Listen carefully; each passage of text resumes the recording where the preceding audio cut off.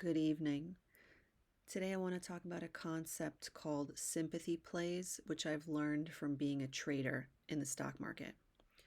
A sympathy play is when there's a major stock or sector that runs, right? And then other similar sectors will run coincidentally, or that's not a right word, coincidingly, okay? Like parallel. I'm going to explain my case to you right now, and it's going to make a lot of sense. This project has been around for a while. When I first saw it, it was affordable, like 0.7, 0.5. I don't even know who this person is. When I tried to research it, I was like, oh, they're not a celebrity. I don't know who they are. I'm not going to buy these, right? But now these are worth 14 ETH, and they may be a celebrity. I just don't know who they are, okay? But these are now worth 14 ETH, and what that did was it created a toad amphibian sector run, okay?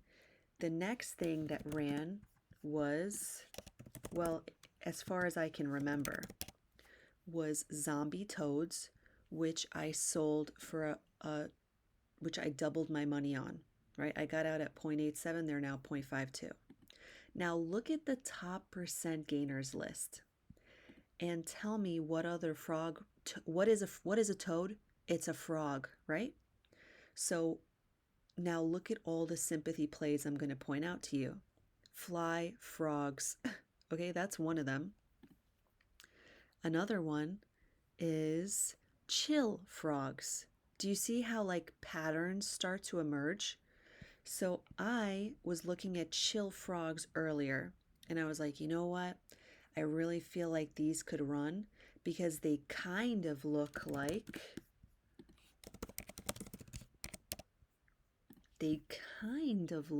these, but they've got a frog toad vibe to it, right?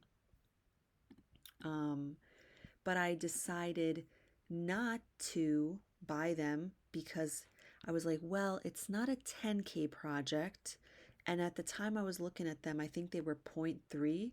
And from my little liquidity, that would have been everything.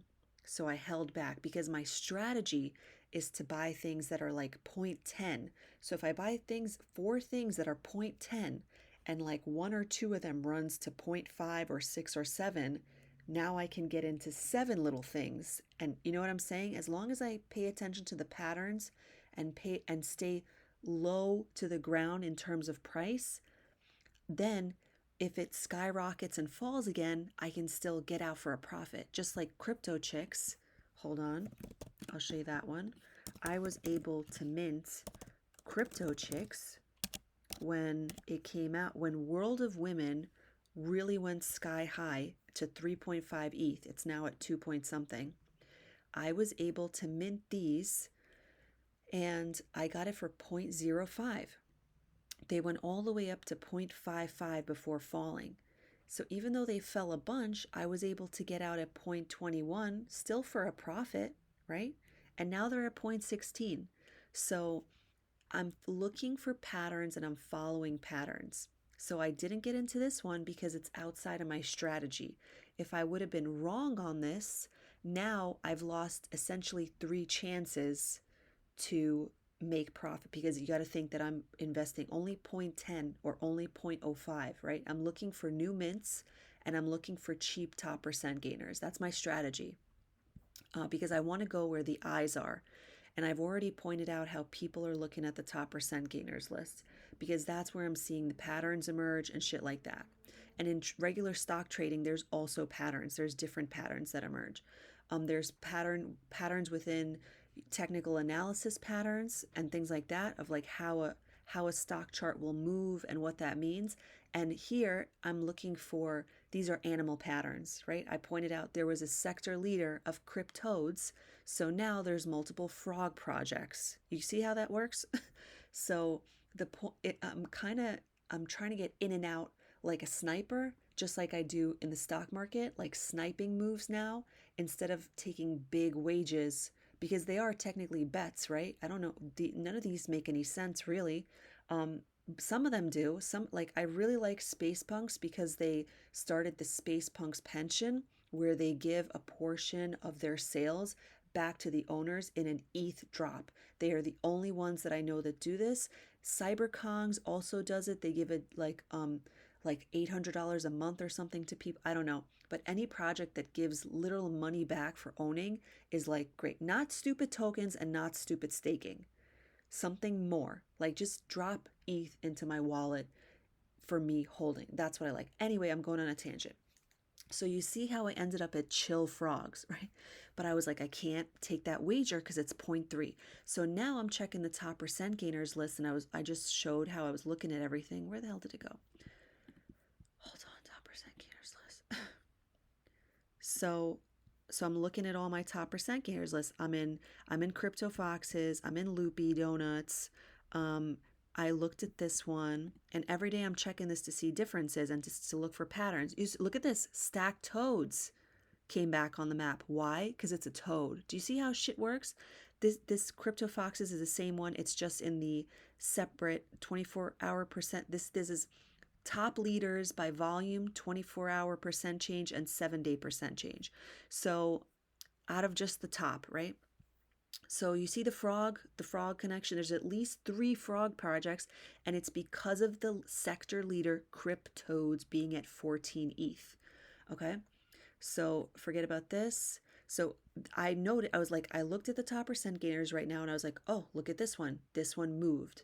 So I was like, that's interesting. Okay, I'm observing. I can't afford it, so I'm out of this one. But forget about this one. Forget about this one. So what did I actually buy? I got into Fly Frogs at 0.11. So it's slightly down, but I am hopeful for the frog sector. And I'm pleasantly surprised that Loopy Donuts took off. So I'm in from 0.14, I think. Hold on, let me check. I think it's 0.1. It's on my Twitter. I love Twitter because I can use it as a vlog of where I'm in. Loopy Donuts, I'm in from 0.09. Wait, hold on a second. 407. So Loopy Donuts, they're at 0.22 right now.